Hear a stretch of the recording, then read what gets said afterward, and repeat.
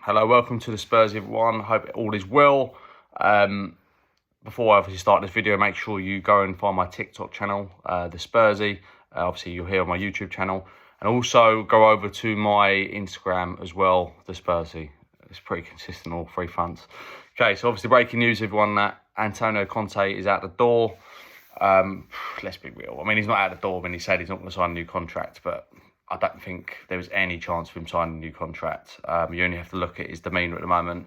I think personal issues have got in the way for him. I think obviously losing Vialli pretty recently, he was a close mate, and obviously the fitness coach, his name always seems to escape me, but obviously that was a friend of his, and it's been a tough year for him. So I think that balanced with the fact that he's working with Levy, who is Daniel Levy. Why did we ever think he was going to change? Because he hasn't changed in 20 years, so why is he going to change now? But anyway, today's video, I want to sort of look at us as a club, where we are in stature. Before I do that, I want to kind of go through the first team 11, give you my opinion on that, because I think we need to be real in terms of where our first team is right now and the reason why we are where we are. Okay, so starting in goal. So Hugo Lloris. I think I did a post in about 2019. If you check on my Instagram page, you know I'm not just making this up. I said in 2019 he needed to go. He's not been good enough. He's not good enough with the ball at his feet, and I think that is where modern football is going. You need to be decent on the ball, and obviously his shot stopping is being pretty poor now at the moment. I just don't. I've never had confidence with Lloris, and that's from the moment we signed him. We signed him in 2012. It was one of AVB's, I think it was the last signing of that summer. At the time, obviously, he was French captain coming to Tottenham. It was a big signing, but I just don't think he particularly suits the English game. I think he just looks quite fragile. I've never been confident with him in goal, and that's just been real. He's had moments where he's looked fantastic, but overall, if you assess his whole time here, I think we always could have improved in him. And in the centre backs, absolute car crash.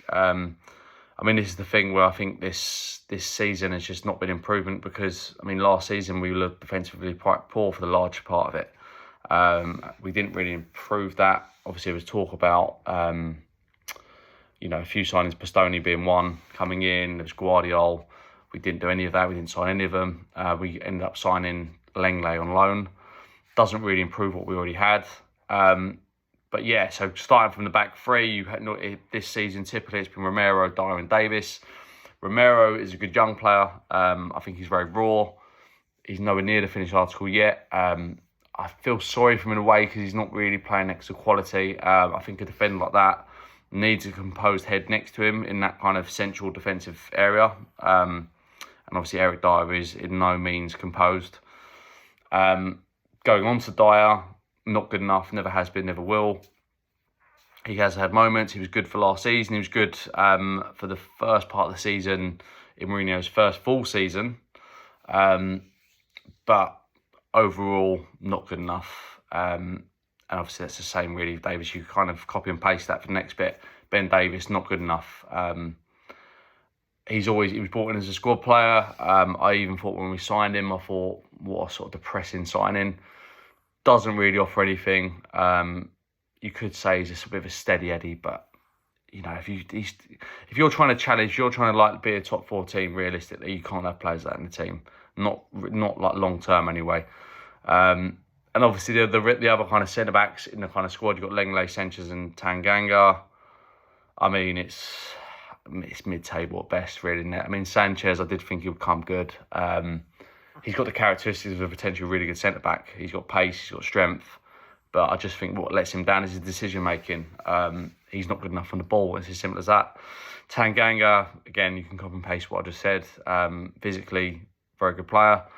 Decision-making, composure on the ball, shocking. The amount of times he just passes the ball to the opposition, it's like he doesn't even look who he's passing to. And then you go on to Lenglet, bang average signing. Didn't really play at Barcelona. We signed him, doesn't look great at all. So, you look at the centre-back, you think 6 centre-backs there, and only one you can really have a case for that he's good enough for Tottenham Hotspur. Going on to midfield, so you got 5 Pape Sarr, Højbjerg, Bentancur, Skip and Basuma. Pape Sarr, I'll start with him. Good young player, great potential.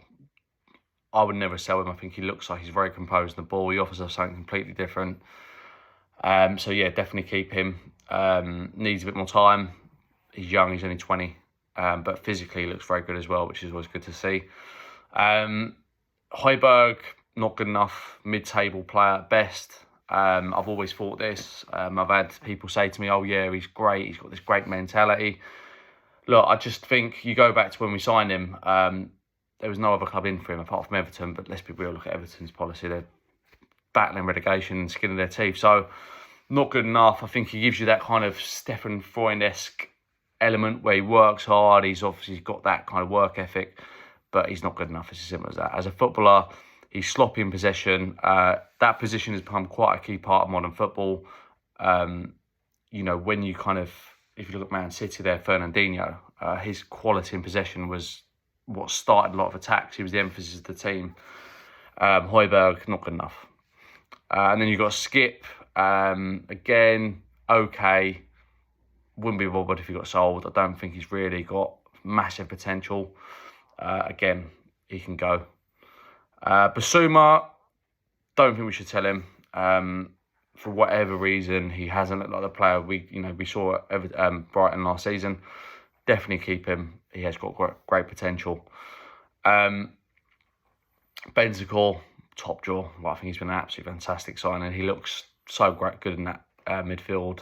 We missed him heavily. I think we saw, like, when he was playing against City the other night, what we missed against Arsenal. Going into forward areas, so I'll try and break this down quite quick. Son, I'll start with him. Purple patch player, never been world class. I think completely overhyped by a lot of our fan base, mainly because obviously he brings this whole kind of persona with him. He's got good mentality, you can't deny that. And he's got this humbleness that I think it really grows on people. But as a footballer, he's always been inconsistent. As I said, I don't think he's world class. This season, he's been terrible. I don't know what's going on with him, but he should be sold in the summer. I think we need to move on, allow him to go. Like, I think cash in on him, get whatever we can from him. And this is the thing with Tottenham as a fan base. I've heard people say, yeah, but we'll lose all that money from career. It's like, do you think I care? Like, why are we going down this whole route? Why are we kind of playing to Daniel Levy's hands? Like, are we a football club or are we trying to sell merchandise here? Like, at the end of the day, I'm looking at what he's doing on the pitch. He hasn't been good enough, so he needs to be sold. Bryan Gil, good young player. I'm not really convinced, if I'm being honest. He has moments, but Son has moments. I just don't think he's... I don't know. I'll reserve my judgment on Bryan Gil. I don't really know. He does have moments, as I said. He's a young player, so you can't really judge him fully. Harry Kane, been a solid player for us, and a great consistent player. People keep saying he's a great leader. Great leaders generally kind of drag teams out of things a lot more. I just don't think he's done that in the sort of big moments with Tottenham in the finals, in the semi-finals. He's never really produced a top draw performance that you think, yeah, Kane really won that game for us. He has had moments where he's won games for us. I'm not denying that. He's a top player. Again, we like to kind of blow smoke out of a lot of players' asses. He's bordered on the world class. I don't think there's an argument there for a case of if he's world class, if he's not world class. I don't think he's undeniably world class. As I said, because in the big moments he's not produced, and I'm not saying I don't like the bloke. He's been fantastic for us. He's going to be a record goal scorer. He should go in the summer. I think he's done his bit now. I think he looks like a player that's just had enough, and I don't blame him. We're not going to build a team around him that's going to win him trophies. So he needs to go. He needs to win a trophy for himself, so he can have that legacy. Obviously, he's going to have a legacy for Tottenham. He's an all-time record goal scorer. He's going to be England record goal scorer as well. So in terms of individual accolades, he's definitely done that. Moving on to Kulu. Phenomenal player, still young. Obviously 100% keep, build a team around him. I made it clear on one of my previous videos. we should definitely look to build a team around the likes of Romero, Bentancur and Kulu. They've got great, attributes. And I think the thing is with Romero, obviously going back to defence, I think he looks like a player that's hungry. He looks like he wants to drive everyone else on and drag that last bit of energy out of all of them. I just don't think the quality's there. And then Richarlison, great in terms of his demeanour. I think what I like about him is he looks like a player that really does care. I'm not judging. I mean, it's almost like Lamella a little bit saying that. But on his overall ability, I think there's something there. Should he be our starting striker next season if Kane was to go? Personally, I don't think so. I think he should probably start from the left and then be utilised potentially in the central. But I do think the way football is going, that you're not going to find a striker that's going to bang you 30, 40 goals a season. It's very rare in these day and ages, right?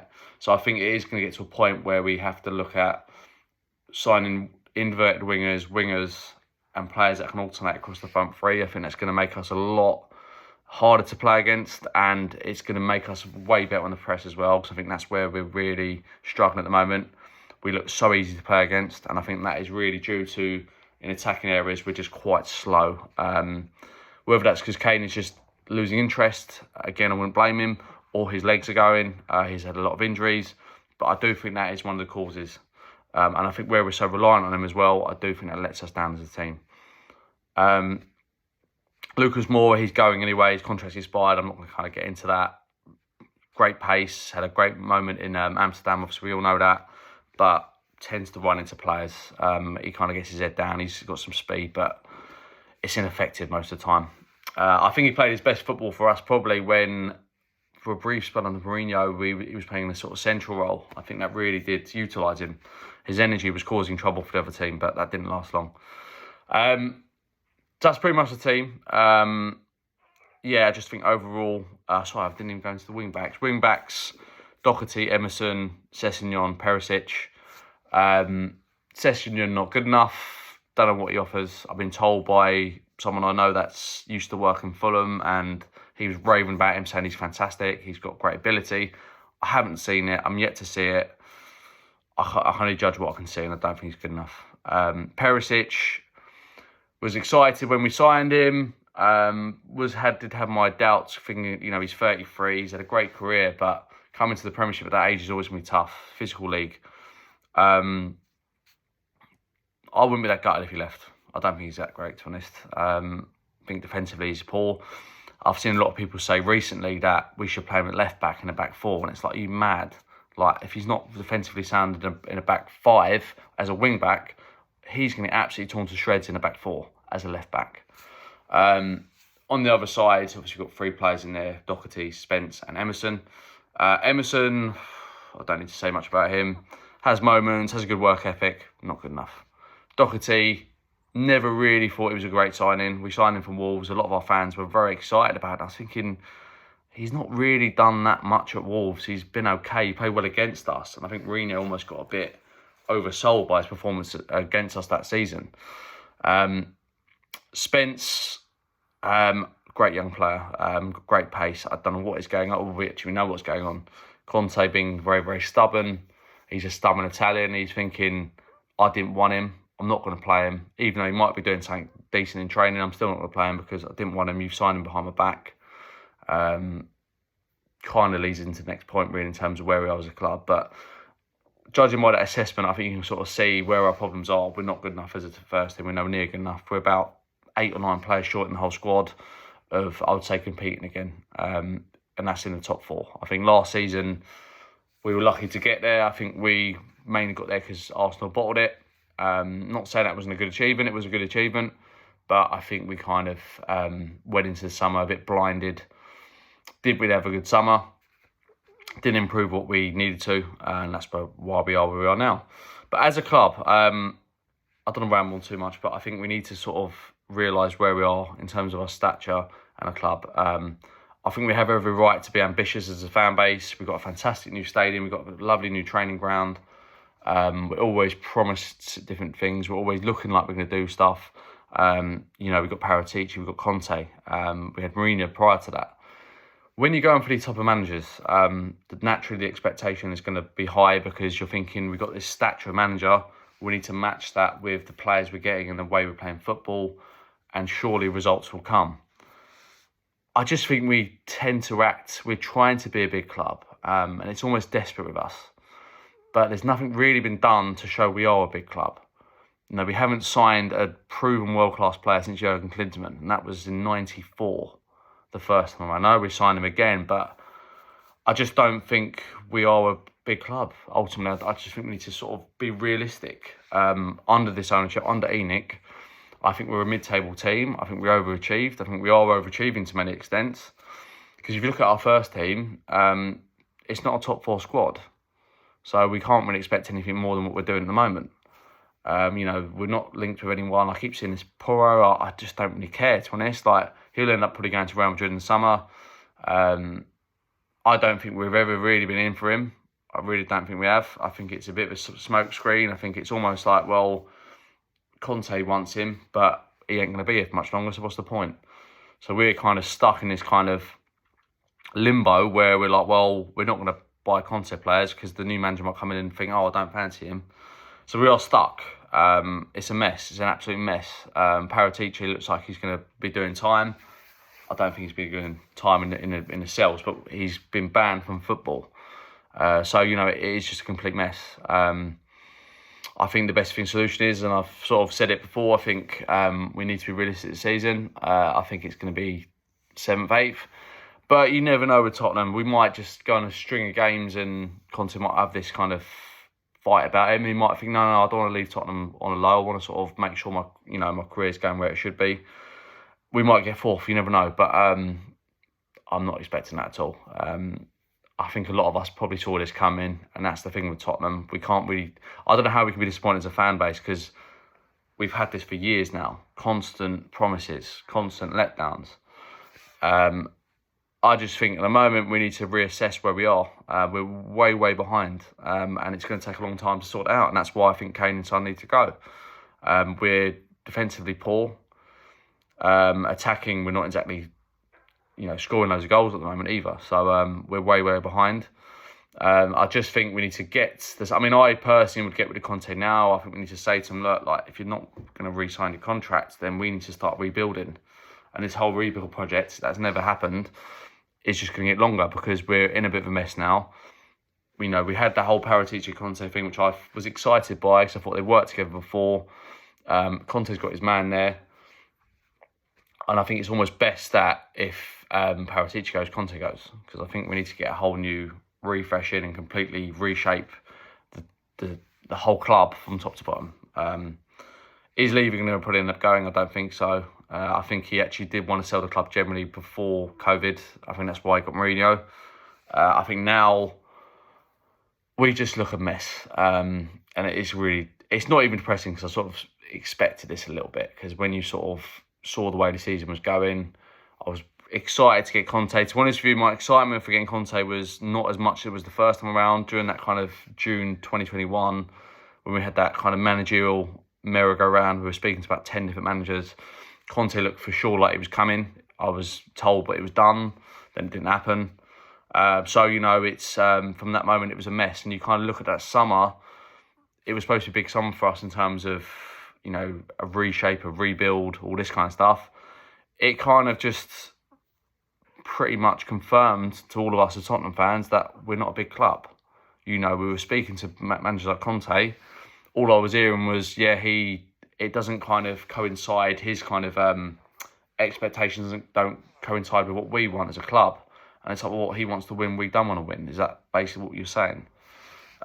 So from that moment, you think, well, what are we as a club then? Like, we can't keep expecting to win leagues and be top 4 all the time if we're not acting like that. And we're not acting like it. We haven't signed top quality players, as I've said before.